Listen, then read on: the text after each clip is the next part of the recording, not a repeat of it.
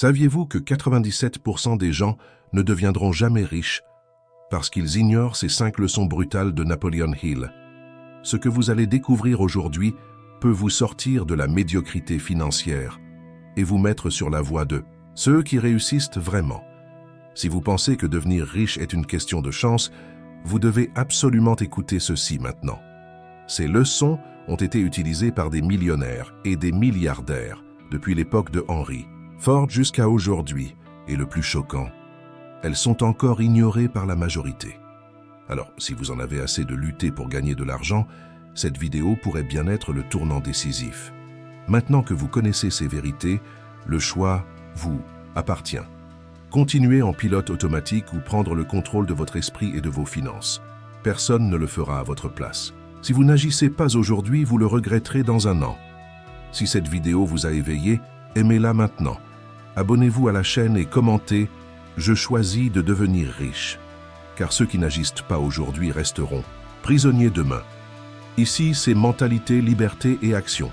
Et si vous êtes resté jusqu'ici, c'est que vous avez déjà commencé à changer. Fnac.com. Tout commence à l'intérieur. Votre esprit est l'usine de votre réalité, qu'elle soit de richesse ou de pauvreté. Napoleon Hill disait que tout ce que l'esprit peut concevoir et croire, il peut l'accomplir. Mais la plupart des gens passent leur journée à nourrir des pensées de pénurie, de peur, de doute et d'échec, puis se demandent pourquoi leur vie ne change pas. La vérité est simple mais ignorée. Vous construisez constamment quelque chose avec vos pensées. La question est, construisez-vous la richesse ou la pénurie? Ceux qui maîtrisent cela changent tout, car l'esprit humain est comme un aimant. Il attire dans votre vie exactement ce qui vibre en vous. Pensez petit, vivez petit. Pensez en abondance, créez des opportunités. Alors, s'il y a une chose que vous devez faire maintenant, c'est reprogrammer cette usine. Parce que ce que vous pensez avec constance, vous l'attirez avec précision, désir ardent. Ceux qui veulent vraiment n'attendent pas.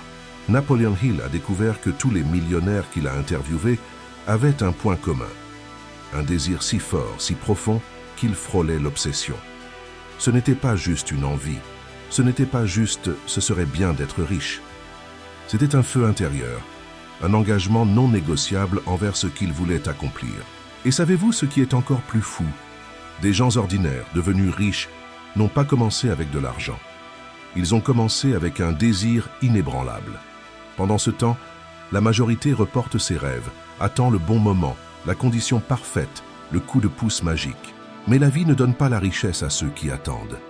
Elle la donne à ceux qui avancent avec force, concentration et but. Le désir ardent est l'étincelle qui allume le moteur de l'action.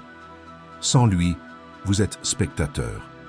Avec lui, vous construisez.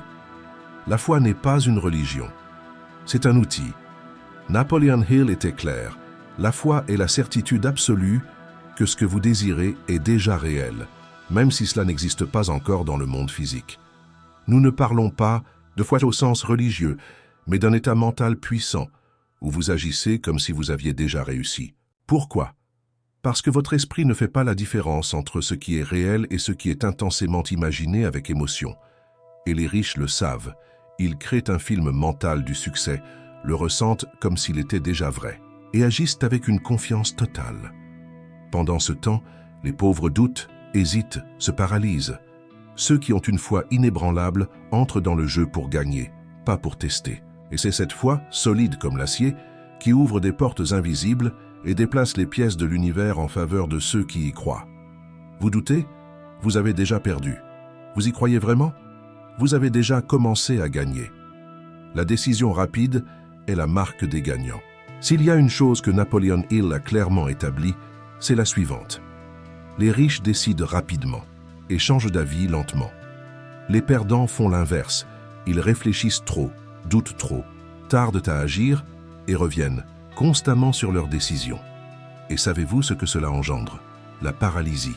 Pendant que vous analysez tout, le temps passe, les opportunités disparaissent, et ceux qui ont été plus rapides récoltent déjà les fruits. Les grands noms qu'il a étudiés avaient un trait commun. Ils prenaient des décisions avec fermeté. Ils n'attendaient pas le moment parfait. Ils créaient le moment. Par ce qu'en fin de compte, La richesse a plus à voir avec la rapidité de décision et la constance de l'action qu'avec le talent ou la chance. Pensez vite. Décidez avec courage.